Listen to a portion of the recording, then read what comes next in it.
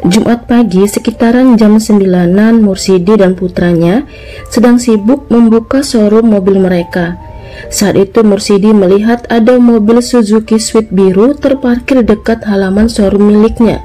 Lantaran posisi mobil yang melintang, Mursidi merasa jika mobil tersebut bakal menghalangi jalan masuk ke showroomnya. Sebab itulah Mursidi memanggil putranya. Kepada putranya itu, Mursidi memerintahkan agar meminta pemilik mobil untuk bergeser. Maka pergilah putranya itu menghampiri mobil tersebut. Awalnya pemuda itu menegur dari pintu sebelah kanan. Namun karena tak digubris, maka ia pun mendatangi pintu sebelah kiri. Dari kaca pintu yang sedikit terbuka, tampaklah ada seorang wanita terkulai di kursi mobil dengan leher yang mengeluarkan darah. Melihat pemandangan yang tak biasa itu, pemuda itu pun berteriak dan berlari memanggil ayahnya. Setelah mendengar cerita dari putranya itu, Mursidi bergegas melihat kondisi mobil yang terparkir di depan showroomnya. Seakan tak percaya atas apa yang ia lihat, Mursidi pun lantas menghubungi Polsek Gambut, Kalimantan Selatan. Tak butuh waktu lama, maka halaman depan showroom milik Mursidi pun ramai dipenuhi polisi dan masyarakat sekitar. Seakan tak mau kalah sibuk dengan petugas di TKP, warga juga sibuk mengabadikan kondisi korban dan kemudian di-share di sosial media mereka masing-masing.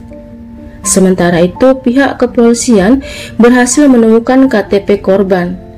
Maka teridentifikasilah jika jasad yang ada di mobil adalah milik Levi Priscilia, seorang ibu rumah tangga yang beralamat tinggal di Perum Genwood Aston, Kecamatan Sungai Labu, Banjarmasin. Jasad Levi pun dibawa ke Rumah Sakit Ulin, Banjarmasin.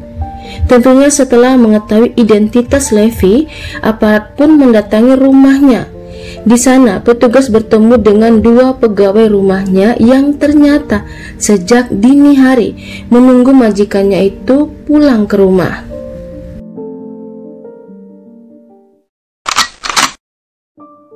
Levi Priscilia, wanita cantik berusia 30 tahunan.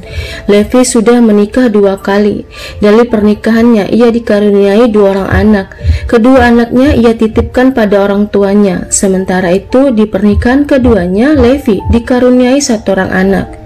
Suami kedua Levi bernama Heriadi, pria mapan yang memiliki bisnis di luar kota. 8 tahun sudah keduanya berumah tangga. Di tahun-tahun awal pernikahan, Levi merasakan perhatian dari suaminya. Levi merasakan bagaimana dibelikan tempat tinggal di perumahan, mobil, dan juga ditemani 2 orang pekerja rumah tangga. Bahkan 2 pekerjanya merupakan pasangan suami istri dan tinggal bersama mereka. Namun belakangan lantaran kesibukan bisnisnya, Heriadi sudah jarang pulang. Levi tentu sudah jarang mendapatkan perhatian. Maka dengan demikian hubungan keduanya pun berjarak. Merasa sudah tak diperhatikan, Levi pun mencoba mengingatkan suaminya jika ia dan anak mereka masih butuh perhatian. Tapi malah keduanya jadi ribut. Putus asa dengan sikap suaminya, Levi pun nekat mendatangi seorang Habib yang ada di Jalan Samadi Ilham, Desa Belitung Utara, Kecamatan Banjarmasin Barat. Maka sekitaran Maret 2018, Levi pun bertemu dengan sang Habib. Saat berada di sana, Levi ternyata tidak sendirian, ada pasien lainnya.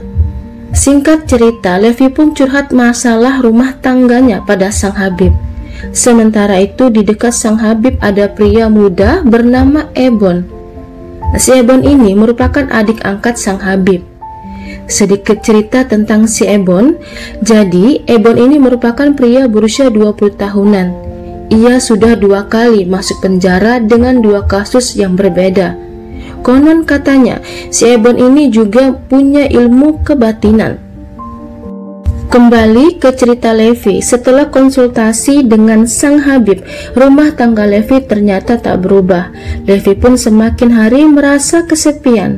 Hingga di bulan April 2018, tiba-tiba saja Ebon menelepon Levi. Padahal kala itu Ebon sedang berada di lapas Banjarmasin lantaran kasus kepemilikan sajam. Jadi dari lapas, Ebon menggunakan handphone untuk mencari Levi dari sosial media.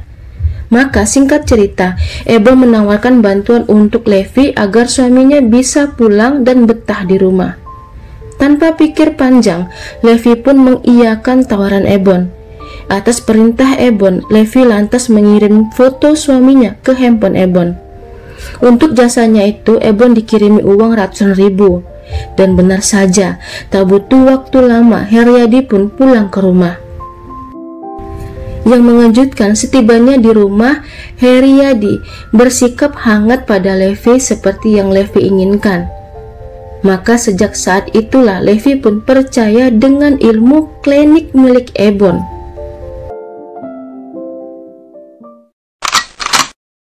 Setelah keinginan pertamanya berhasil, Levi pun kemudian mengutarakan keinginan keduanya. Namun kali ini di luar kemampuan Ebon, di mana Levi minta Ebon agar menggerakkan hati Heriadi untuk membelikan Levi berlian. Mendengar itu, Ebon yang tak mau mengecewakan Levi, lantas meminta Levi agar mau sabar. Nanti jika ada rezeki, suaminya itu pasti belikan. Beberapa waktu kemudian, Levi pun menelepon Ebon yang saat itu masih di lapas. Kala itu Levi marah-marah pada Ebon. Hal itu lantaran ia tak kunjung dibelikan berlian. Saat itu Ebon sendiri pun bingung, tak tahu mau jawab apa, karena itu memang di luar kemampuannya.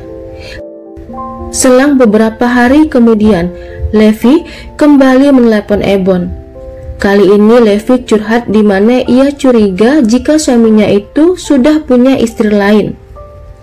Kepada Ebon, Levi minta ditengokkan secara gaib. Ebon kemudian meminta Levi untuk sabar menunggunya keluar lapas. Sekedar info, si Ebon ini divonis 7 bulan penjara. Maka di bulan November 2018, Ebon pun bebas. Ebon lantas menghubungi Levi untuk bertemu. Sebab itulah Levi memberikan alamat rumahnya pada Ebon.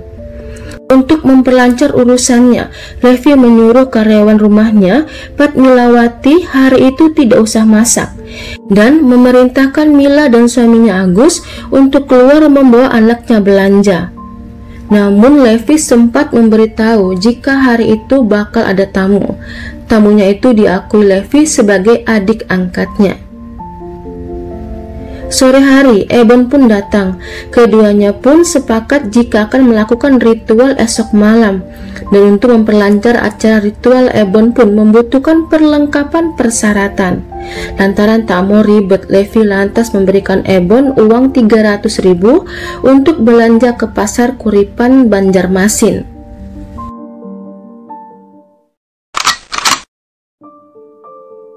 Sejak pagi, Levi sudah sibuk hendak keluar. Kepada Agus, ia minta disupirkan ke salon karena ia juga hendak ke gereja. Dari pagi sampai sore, Levi ada di luar rumah. Malam harinya, Levi beristirahat. Namun, dini hari pukul 12.10 malam, Levi mengetuk kamar Mila dan Agus. Kepada karyawan rumahnya itu, ia titipkan anaknya, lantaran ia hendak keluar sebentar. Agus kala itu sempat menawarkan jasanya untuk menyupirkan mobil, namun Levi menolaknya. Maka pergilah Levi sendirian. Sementara itu di luar, Ebon sudah menunggu Levi. Levi kemudian mengajak Ebon untuk check-in ke Hotel Aston yang tak jauh dari komplek rumahnya. Namun rupanya kamar hotel full. Maka Ebon mengatakan jika ritual dilakukan di dalam mobil saja. Mobil pun diparkir di parkiran hotel. Awal-awal ritual, Ebon berulang kali mengintari mobil. Tingkah Ebon itu mengundang perhatian satpam hotel. Tak enak perasaan, Levi minta agar ritual pindah tempat. Maka berhentilah mereka di depan sebuah showroom. Di dalam mobil ritual dilakukan. Tubuh Levi ditutup kain jarik, kepalanya juga diikat kain jarik. Mantra pun dibacakan. Namun rupanya Levi tak kuat, ia kesakitan. Ritual pun diulang. Di tengah-tengah ritual, Levi malah main handphone. Ebon pun marah. Awalnya Levi terdiam, namun saat Ebon kembali mengumpulkan konsentrasi dan lafalan mantranya, Levi malah mengomelin Ebon. Ebon pun langsung naik darah. Keduanya adu mulut. Maka lantaran ucapan hinaan Levi pada Ebon, mantan napi itu pun gelap mata.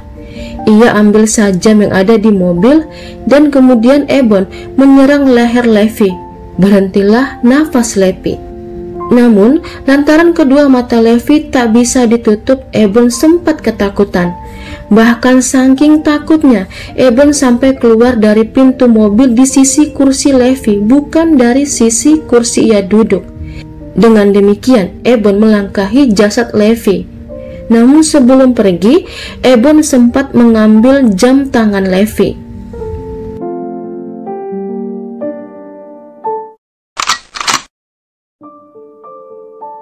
Didasarkan keterangan Agus dan istrinya dan dari rekaman CCTV Aston terlihat jelas wajah Ebon.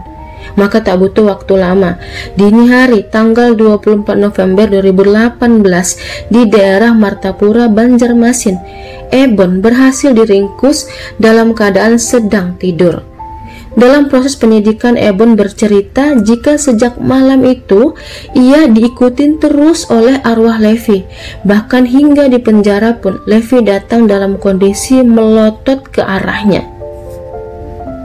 Sidang pun digelar di awal tahun 2019 di Pengadilan Negeri Martapura. Maka atas kejahatannya, Ebon sang dukun muda divonis 13 tahun penjara. Dan itu berarti Ebon untuk keempat kalinya tidur di lantai sel penjara.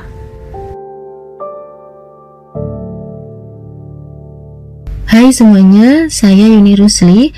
Tentunya saya mengharapkan dukungannya agar channel ini bisa lebih berkembang. Karenanya, saya menunggu kritik dan sarannya. Kalau begitu, sampai di sini dulu kisah dan cerita kali ini. Terima kasih sudah menonton. Sampai ketemu di kisah dan cerita lainnya.